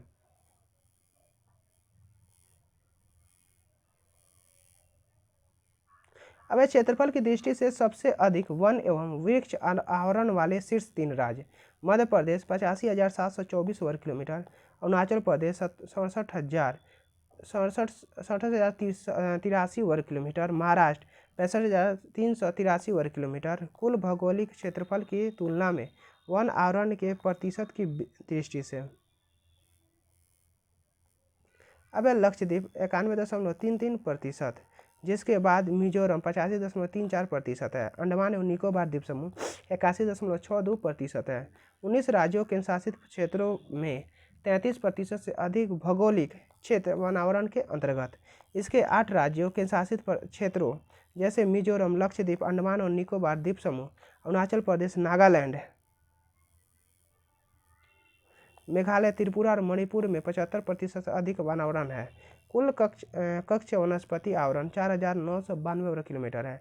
देश में बांस धारित क्षेत्र का विस्तार 1,54,670 वर्ग किलोमीटर है। अनुमानित किया गया है कि वर्ष 2021 में किए गए पिछले आकलन की तुलना में बांस क्षेत्र में 5,227 वर्ग किलोमीटर की वृद्धि हुई है। बाह्य वन वृक्षों से औद्योगिक काष्ठ का कुल वार्षिक संभावित उत्पादन 51.51 मिलियन घन मीटर है, अनुमानित किया गया है। अब विदित हो कि भारत का मैंग्रोव कवर कम हो गया है। अब यह 4,991.68 वर्ग किलोमीटर रह गया है, अर्थात 7.43 वर्ग किलोमीटर की कमी। पिछले आकलन की तुलना में गुजरात में मैंग्रोव के अंतर्गत सबसे अधिक क्षेत्र कम हुआ है, 36.39 वर्ग किलोमीटर। अब वर्ष 2023-24 में सीजन में सबसे अधिक आग की घटनाओं वाले शीर्ष 3 राज्य उत्तराखंड, उड़ीसा और छत्तीसगढ़ है। वनों में कुल कार्बन स्टॉक 7,285.5 मिलियन टन अनुमानित किया गया था। अब पिछले आकलन की तुलना में देश के कार्बन स्टॉक में 81.5 मिलियन टन की वृद्धि हुई है। अब इसके साथ ही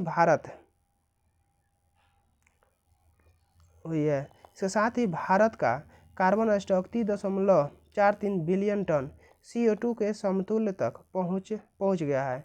यह दर्शाता है कि वर्ष 2025 के आधार वर्ष की तुलना में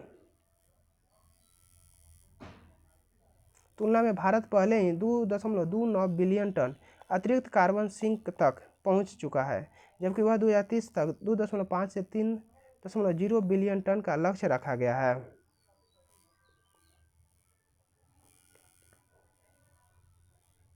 अब वर्ग किलोमीटर में भौगोलिक क्षेत्र का प्रतिशत। वन आवर्धन क्षेत्रफल कितना है? क्षेत्रफल किलोमीटर में 7,15,342.61, जो कि 21.676% है। वृक्षारोपण 3.41% है। सिर्फ परसेंटेज सुन लीजिए। कुल वन एवं वृक्ष क्षेत्रफल कितना है? 25.17% है। स्क्रब 1.33% है। गैर वन क्षेत्र कितना है? 73.50% है।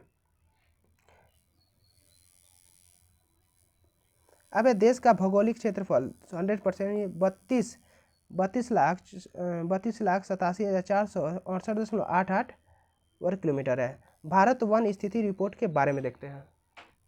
भारत वन स्थिति रिपोर्ट केंद्रीय पर्यावरण, वन और जलवायु परिवर्तन मंत्रालय के तहत वन अनुसंधान संस्थान देहरादून द्वारा जारी की जाती है। वन अनुसंधान संस्थान देश में वन और वृक्ष आवरण का आकलन करने के लिए रिमोट सेटिंग, सैटेलाइट डेटा और क्षेत्र आधारित राष्ट्रीय वन सूची का उपयोग करता है। अब भारतीय वन सर्वेक्षण के बारे में। FSI की स्थापना 1981 में हुई थी और यह भारत सरकार के पर्यावरण, वन एवं जलवायु परिवर्तन मंत्रालय के अधीन कार्य करता है। इसका मुख्यालय देहरादून में स्थित है। यह भारत के वन और भूमि संसाधनों की निगरानी के लिए सर्वेक्षण एवं अनुसंधान करता है। राष्ट्रीय नियोजन, सर्वेक्षण तथा सतत प्रबंधन के लिए डेटा प्रदान करता है। अब रामसर स्थलों की सूची में भारत के 3 और स्थल शामिल है। यानी फरवरी 2025 में रामसर स्थलों की सूची में भारत के 4 और स्थल शामिल किए गए हैं, जिसमें देश की आर्द्र भूमियों की कुल संख्या 89 हो गई है। ठीक है, आगे देखते हैं। नए शामिल किए गए स्थलों में तमिलनाडु के सक्कर कोटई पक्षी अभयारण्य, थेगल पक्षी अभयारण्य, सिक्किम में खेचियोलरी वेटलैंड तथा झारखंड में उधवा झील पक्षी अभयारण्य को शामिल किया गया है। भारत में रामसर स्थलों की सर्वाधिक संख्या तमिलनाडु में 20 गो है। इसके बाद उत्तर प्रदेश में 10 गो है। विदित हो कि इन नए शामिल किए गए स्थलों में सिक्किम और झारखंड के पहले रामसर स्थल जोड़े गए हैं। अब वर्तमान में विश्व भर में कुल 2529 रामसर स्थल हैं। भारत में एशिया में सर्वाधिक रामसर स्थल हैं और विश्व स्तर पर यह यूनाइटेड किंगडम और मैक्सिको के बाद तीसरे स्थान पर है। रामसर साइट के बारे में जानते हैं। रामसर साइट एक आर्द्र भूमि स्थल है, जिसे रामसर कनेक्शन के तहत अंतर्राष्ट्रीय महत्व का माना जाता है, जिसे द कनेक्शन और ऑन वेटलैंड के नाम से भी जाना जाता है। यह एक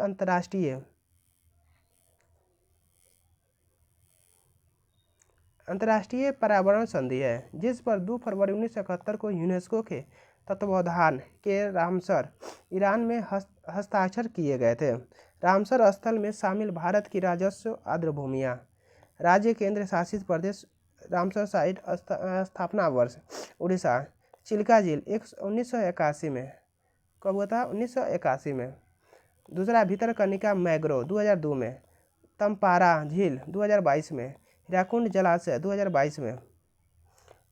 अंशुपा झील 2022 में। सतकोसिया गार्ज 2022 में। राजस्थान केवलादेव राष्ट्रीय उद्यान 1981 में। सांभर झील 1990 में स्थापित किया गया था।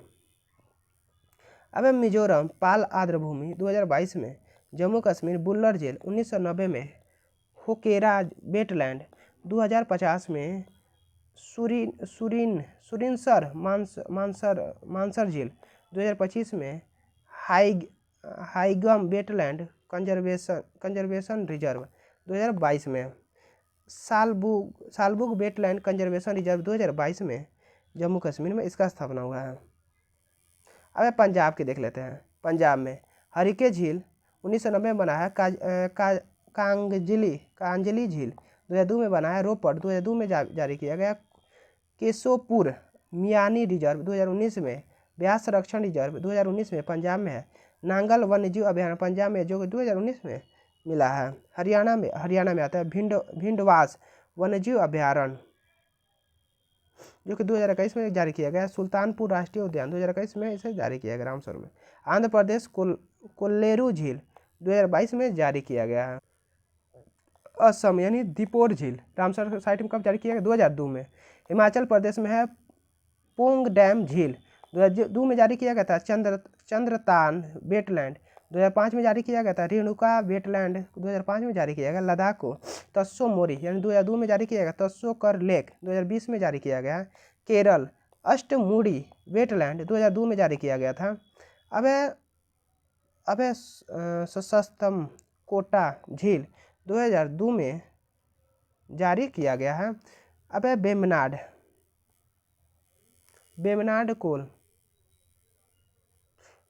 कोल वेटलैंड, जो कि 2002 में जारी किया है। मध्य प्रदेश भोज वेटलैंड 2002 में जारी किया गया। मध्य प्रदेश का यशवंत सागर झील, जो कि 2022 में रामसर साइट में जारी किया गया। मध्य प्रदेश का सांख्य झील सागर, जो कि 2022 में रामसर साइट में जारी किया गया है। मध्य प्रदेश का सिरपुर आर्द्रभूमि, जो कि 2022 में जारी किया गया। मध्य प्रदेश में तवा जलाशय, जो कि 2024 में जारी किया गया। अब तमिलनाडु पॉइंट कैलीमेरे वन्यजीव एवं पक्षी अभ्यारण्य 2002 में जारी किया गया है।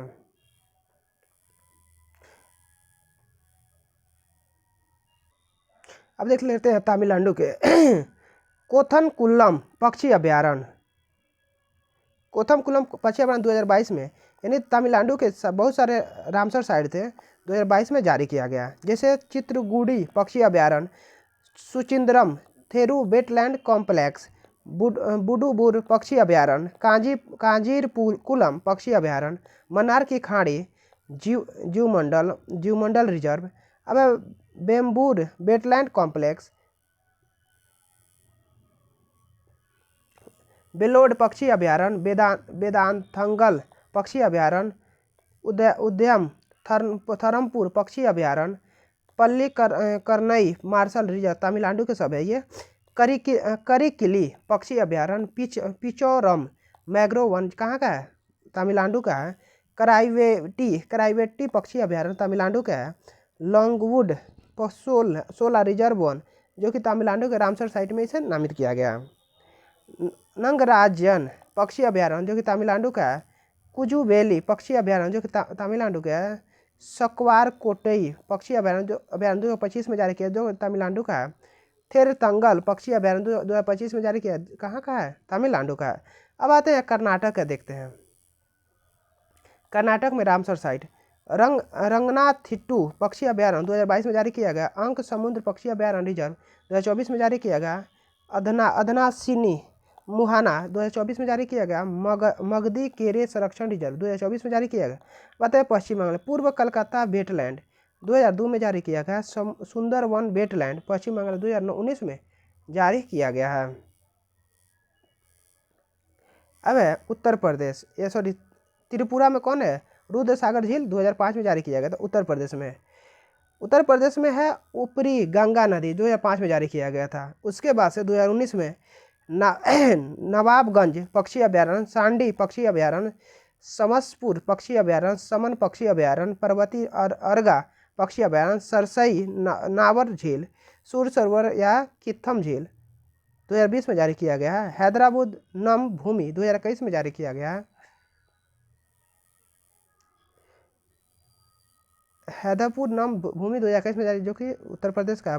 बखिरा वन्यजीव अभ्यारण्य गोरखपुर में है, जो कि उत्तर प्रदेश में रामसर साइट में इसे जारी कर दिया गया उत्तर प्रदेश का। अब गुजरात में आते हैं। गुजरात में नल सरोवर पक्षी अभ्यारण्य 2022 में रामसर साइट में डाला गया था। उसके बाद है 2021 में थोल झील अभ्यारण्य, बधावन वेटलैंड, जो कि गुजरात के है। खिजड़िया वन्यजीव अभ्यारण्य 2022 में जारी किया गया था, गुजरात का है। अब महाराष्ट्र के बारे में था। नांदूर मधमेश्वर अभ्यारण्य महाराष्ट्र का 2019 में इसे जारी कर दिया गया था रामसर साइट में। लुनार झील 2020 में जारी किया गया था। ठाणे क्रीक, जो कि 2022 में जारी किया गया था। अब उत्तराखंड में आसन बैराज 2020 में जारी किया गया था। बिहार कांवर झील या कांबल ताल 2020 में जारी किया गया था। नागी पक्षी अभ्यारण्य 2024 में जारी किया। नकटी पक्षी अभ्यारण्य 2024 में जारी किया गया था। गोवा के नंदा झील 2022 में जारी किया था। सिक्किम के खिचियोपल्ली वेटलैंड 2025 में जारी किया था। झारखंड के उधवा झील पक्षी अभ्यारण्य 2025 में जारी किया गया था। अब कुछ टिप्पणियाँ इसके बारे में जान लेते हैं। अब सेरेंगेटी पशु प्रवास प्रतिवर्ष अफ्रीका देश तंजानिया के सेरेंगेटी संरक्षित क्षेत्र से केन्या के मसाई मारा रिजर्व की ओर नए चारागाह की तलाश में वाइल्ड बीस्ट, जेबरा एवं अन्य जानवरों का प्रवास पृथ्वी पर स्तनधारियों का सबसे बड़ा प्रवास माना जाता है। पशु प्रवास का पहला चरण जनवरी से मार्च के दौरान होता है। बृहत स्तर पर होने वाले इस प्रवास को वर्ष 2013 में अफ्रीका के 7 प्राकृतिक आश्चर्यों में से एक माना गया है। अब महाकुंभ 2025 में इंटरनेशनल बर्ड फेस्टिवल। महाकुंभ 2025 में पर्यावरण संरक्षण और जैव विविधता को बढ़ावा देने के लिए 16 से 18 फरवरी 2025 के बीच 3 दिवसीय इंटरनेशनल बर्ड फेस्टिवल का आयोजन किया गया है। इस आयोजन का मुख्य उद्देश्य पर्यावरण प्रेमियों, पक्षी विज्ञानियों और श्रद्धालुओं को पक्षियों के दुर्लभ प्रजातियों के अवगत कराना और उनके संरक्षण के प्रति जागरूकता बढ़ाना है।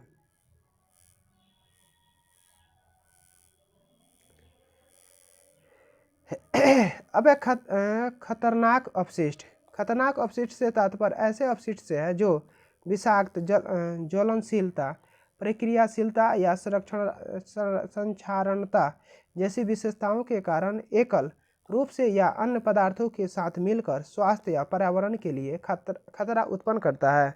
भारत का पहला सफ़ेद बाघ प्रजनन केंद्र रीवा, मध्य प्रदेश।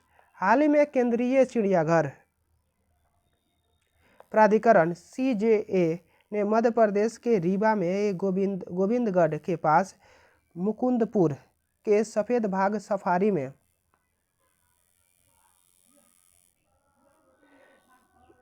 में भारत के पहले सफ़ेद बाघ प्रजनन केंद्र को स्थापित करने के लिए स्वीकृति प्रदान किया है।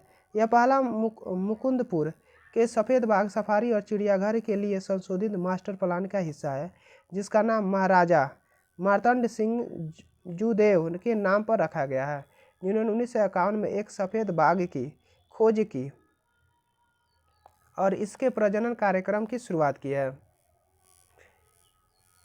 ठीक है, यहाँ पे हमारा चैप्टर खत्म होता है। अगला चैप्टर है स्वास्थ्य, जो कि अगले वीडियो में देखेंगे। Thank you for watching. Like, share and subscribe please.